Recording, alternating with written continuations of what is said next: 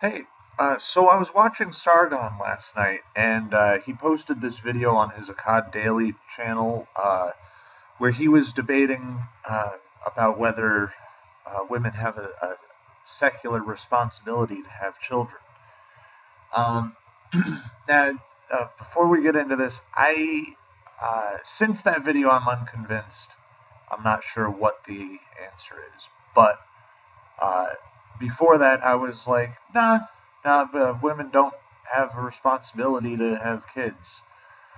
But Sargon made a very good argument, and well, now I'm not sure.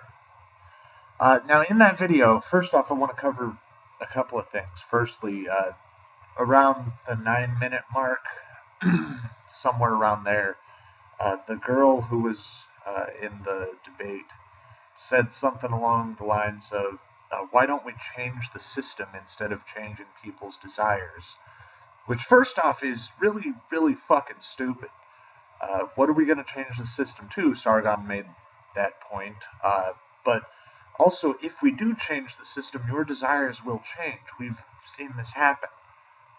I mean, the system changed, and that's what caused women to not want to have kids to begin with. The system changed, and when the system changes, uh, people's desires change.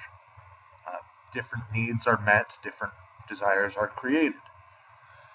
Um, Also, she kind of just assumes that biology is a system that can be changed.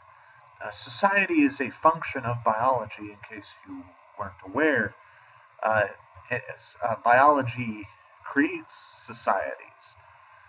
Uh, Societies arise out of biological necessity. Now, another thing that I wanted to cover was Sargon. Sargon basically, uh, in the video, you don't see the part where he said all this individual rights and stuff, but the video that he posted, they talk about him talking about that, and we all know that Sargon does support individual rights. Um, but then they said, isn't it a contradiction to now be talking about the collective good? But it's not actually a contradiction. And Sargon did an okay job of explaining this, but I don't know. God damn. I don't think that he has the full philosophical spectrum and language. I don't think he has a full vocabulary to discuss about this uh, to people who have no idea what's being talked about. He did bring up civic duty and responsibility, which to someone who is aware of the concepts and aware of the concept of biology creating society would understand that. But to people who are not, you need a more broad vocabulary. Um, it's If you value the individual over the collective, you are not saying that the collective does not exist. Uh, you are also not saying that the individual should have power over the collective. What you are saying is that the individual is the fundamental unit of civilization. And as the fundamental unit, it is the most important unit. The second most important unit would be the family unit. And third would be communities. Fourth would be, society as a whole. Now, when I was first really getting into politics, I'd come from like a sort of spiritual background, so I had a lot of spiritual terminology for this. But that terminology kind of works, and what I would say is a balance in all things. You have to balance out between the rights of the individual and the rights of the collective. Both things do exist. Society absolutely exists, but society is made up of individuals.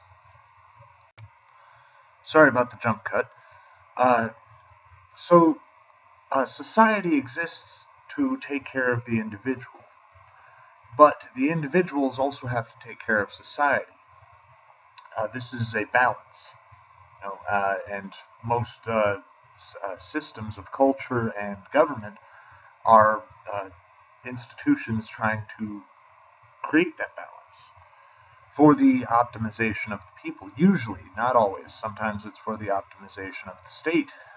Uh, Sometimes it's for the optimization of achieving some other end goal.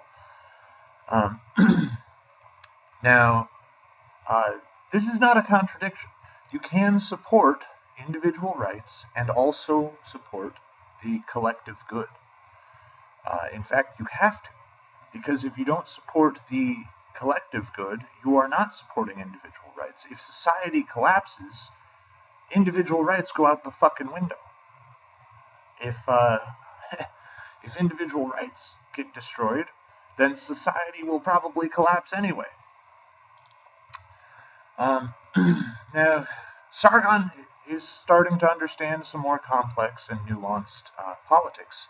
I remember when he was still a socialist. Of course, he would never call himself a socialist, but he supported socialist policies. Um, so now let's just see if we can get Sargon to accept that specialization does not actually need to exist. I mean, I'd be willing to debate him and see if I can convince him. Thanks for watching.